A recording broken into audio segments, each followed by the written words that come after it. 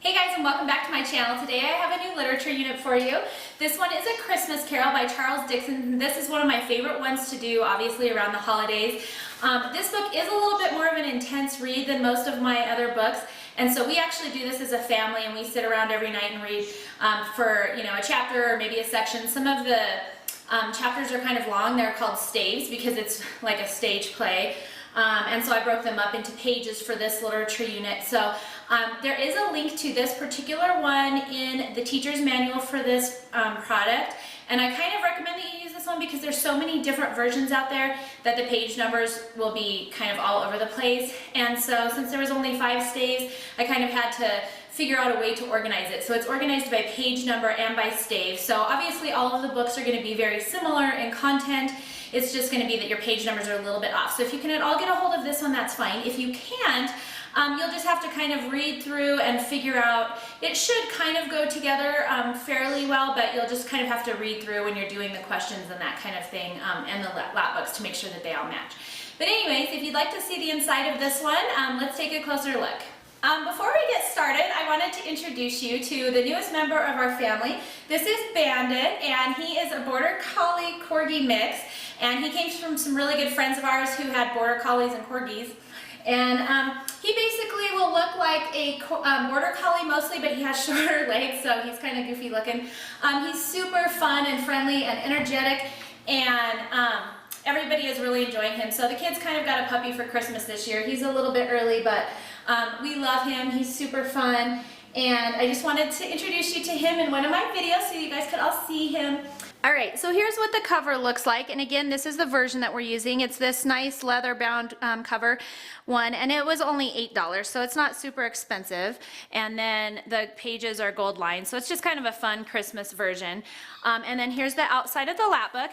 And then this lap book is set up like all my other ones, so it's just folded in, and then we did have to add this extra flap for the amount of lap books. Okay, so this particular unit has 21 mini books that went with it, and there are 5 staves for it, and I just broke it up into page numbers, so the reading is a little bit more difficult, so I just kind of wanted to group it up into something a little more manageable, especially for younger kids. But as you can see, each chapter has a book with questions that go with it, or each section, I'm sorry, not chapter. With comprehension questions that go with the reading. And then, of course, as always, I also included vocabulary list. And this book was like, I could have done, a bazillion vocabulary pages, but I tried to kind of narrow it down. And then because it had so many sections, we did add this top flap.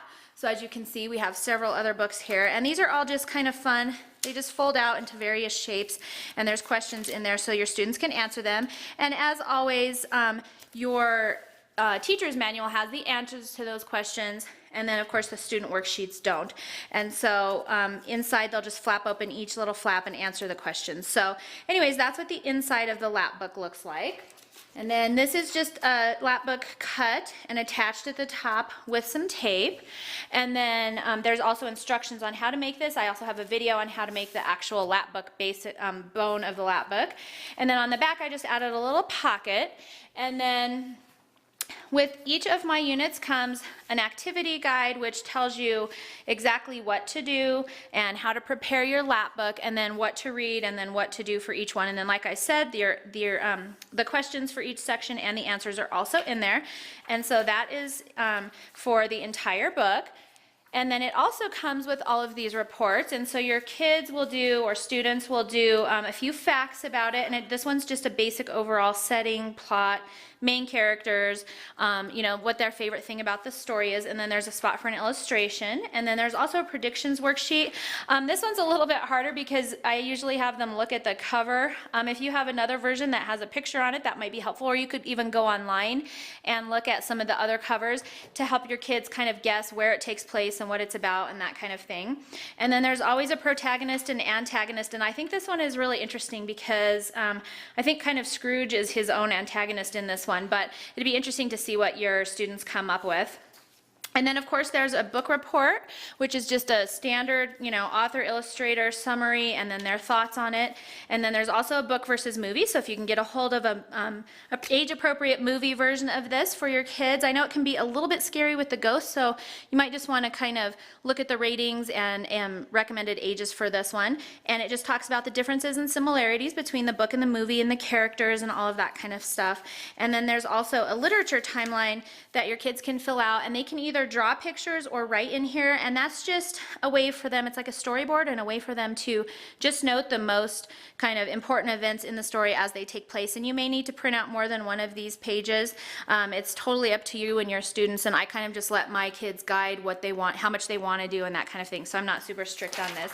And then we just keep all those reports in this back pocket on our lap book, which kind of keeps everything all nice and together. Alright, so that is my lap book unit for A Christmas Carol. I hope you enjoy this, and if you have any other books you'd like to see me write a literature unit on, just let me know. Send me an email at erica@confessionsofahomeschooler.com, and you can find all of my literature units at my website at www.confessionsofahomeschooler.com. So I hope you enjoyed this, and I will see you next time.